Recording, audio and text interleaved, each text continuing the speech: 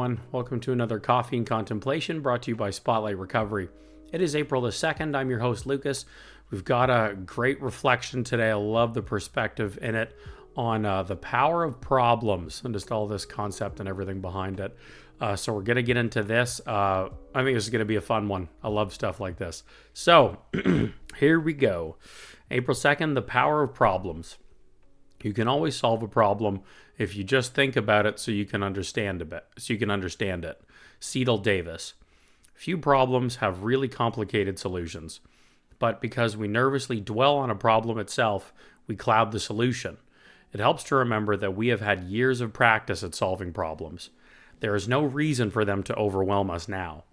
The difference may be that today we have fewer people to talk over our problems with, but that can be good. Remember, too many cooks can spoil the soup. Having a problem can be a positive experience, particularly if we are intent on solving it. We exercise our minds when we have a problem. We reach out to others while seeking a solution. Both activities strengthen our connection to the human community.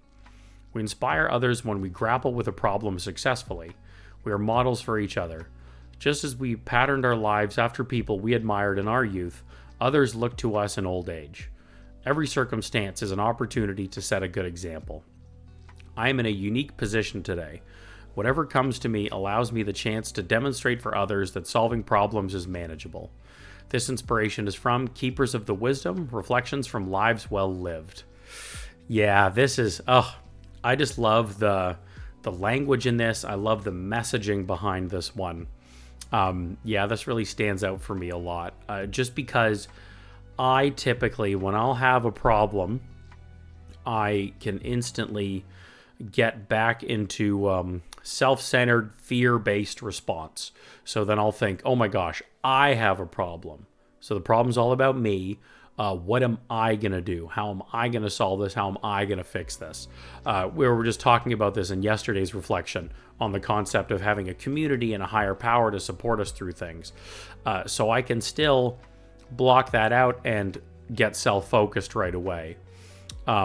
And then I can get really overwhelmed, scared, anxious. My other mental health will kick in, and then things become super overwhelming. And I know a part of this too is my disease is behind all this, fanning all the flames, trying to make it seem bigger and overwhelming. So it's like, oh my God, it's always, then I catastrophize, right? That's its goal. So then it's, there's no way out of this. It's impossible. Things are always like this. They're always that bad. So fuck it. And then I relapse, I hurt myself, whatever it is, because that's the goal, right? For the disease, that's what my addiction always wants. So that's where it always takes me. And especially if it's disguised as a problem, then that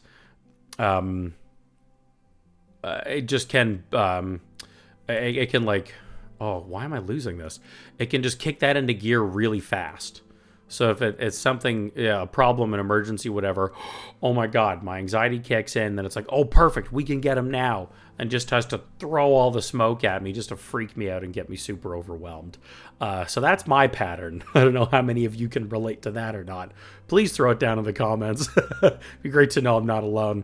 But yeah, so that's what can happen with me.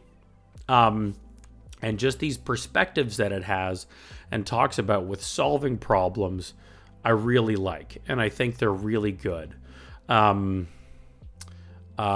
like that. Even just the opening quote, I think is really good. Just taking a moment to understand what's going on, what this alleged problem is, instead of just auto response getting into action.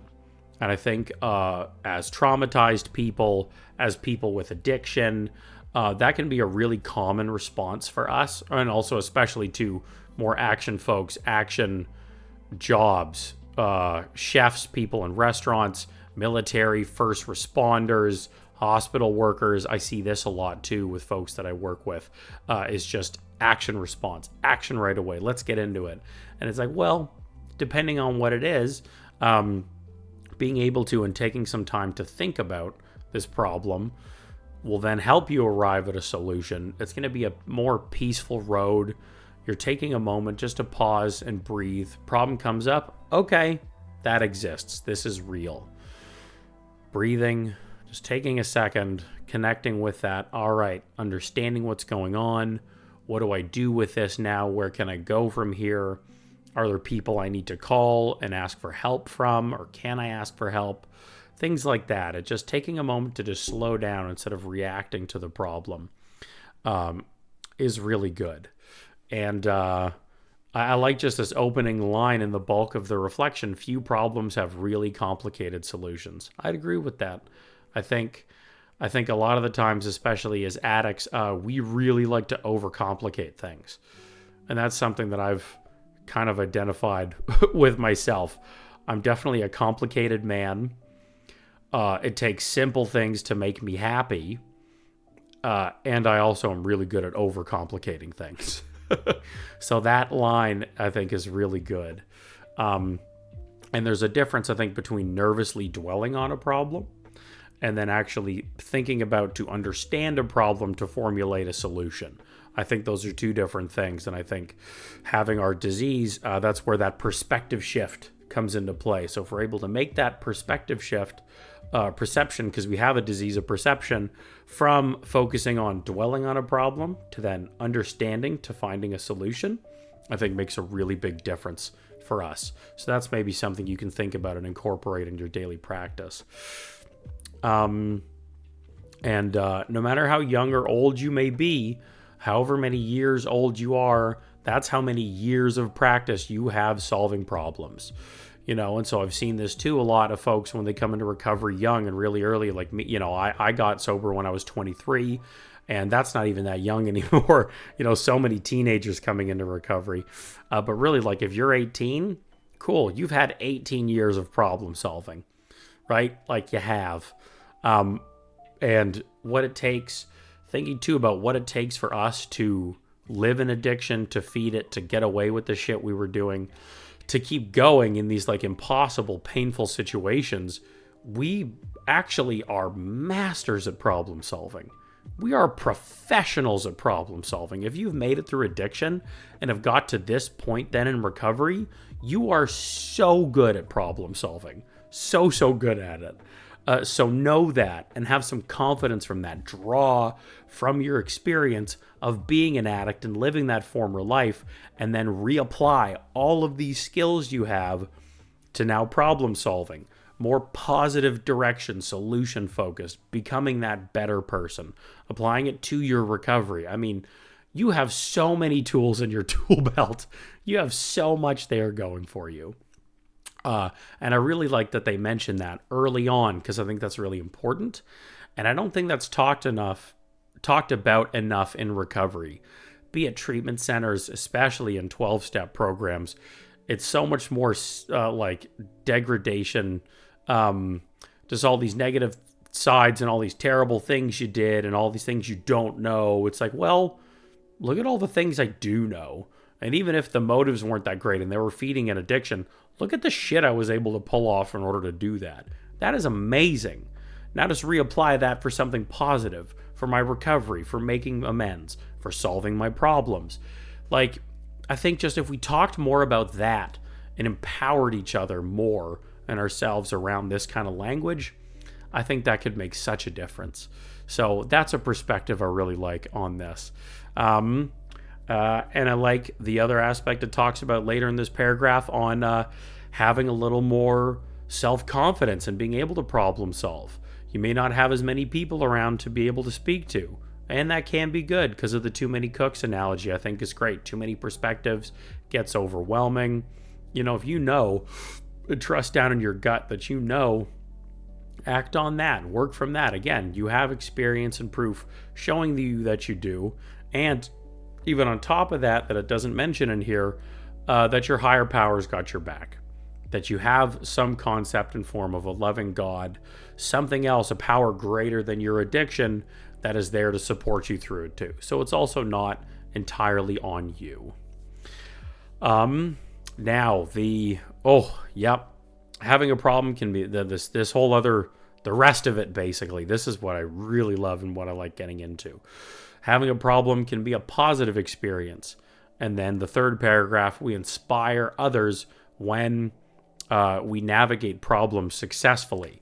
So here's the question that I will pose to you for the day is, do problems really exist?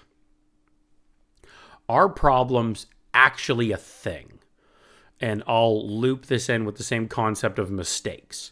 When people are like, oh, I made a mistake. I'm going to challenge and ask the same question of, do mistakes really exist? Because if you make a mistake or you're presented with a problem, we'll focus on with this reflection today. It teaches you something. You learn and develop new skills. You reignite old skills you forgot you had and bring them back into your life. You find a new level of success through doing this. You are able to make yourself, somebody else's life better based on solving this. You connect with other people, asking them for help to get them involved. You deepen your spirituality by asking your God or higher power for help and guidance on something too. As a result, you create a solution. You have created something. You've invented something. You have now moved you and however many people's lives forward based on doing this. So was that really a problem then? Like, is that really what that was? I mean, it sounds like a learning opportunity. It sounds like an amazing experience. It sounds like growth. So I really think problem is just life on life's terms. The difference is we just don't like it. I identify a problem as something that I don't approve of. So life happening, and that's not the way that I want it to. Therefore, it's a problem. I have now decided that there is something wrong with something outside of me just because it's not the way that I want. It's not my world, it's God's world. I'm not that all-powerful. I do not have the right to make a decision and put on and point at if something is a problem or wrong or whatever that is. I'm just another human being like any else of you. So just, that's why I love that perspective. I love the word, and I love that it talks about this, because I just think that's a great question, and really playing with that. And even just like the title, The Power of Problems, is amazing, because all those things that is listed, look at all the things that come out of, look at the power that comes out of this alleged problem. So there's the biggest message that stands out for me in this reflection, and there's the question that I'm going to pose to you, because I think it's really fun and something just to think about and dig into, maybe help open up that perspective a little bit. Okay. And then like the last quote, I think summarizes that and covers that so well. I am in a unique position today. Whatever comes to me allows me the chance to demonstrate for others that solving problems is manageable. I got nothing to add to that. That wraps that up perfectly. Absolutely. So, I really hope you enjoyed that reflection as much as I did. Please throw down in the comments what stands out for you. What do you think? Do problems exist? Are they real or not? Same with mistakes.